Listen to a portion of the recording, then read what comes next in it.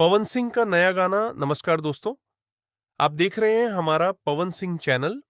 और जो भाई अभी तक हमारे चैनल को सब्सक्राइब नहीं किया तो सब्सक्राइब कर ले और लाइक भी कर ले, क्योंकि भोजपुरी का खबर सबसे पहले हमारे चैनल पे आता है। तो पवन सिंह का एक गाना आया है चदरिया में, जो 2 दिन में 8 मिलियन व्यू गया है। और खेसारी लाल यादव का भी उसी दिन गया आया है। और पवन सिंह के व्यू के पीछे अभी है।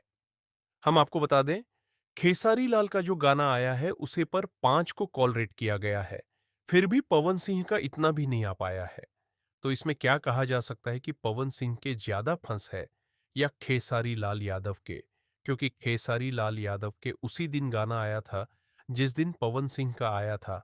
और पवन सिंह का गाना खेसारी लाल यादव से ज्यादा भी आया है। और खेसारी लाल यादव का गाना जो है वह 5 चैनल से कॉल ब्रेक किया गया है। फिर भी उतना भी नहीं आया है।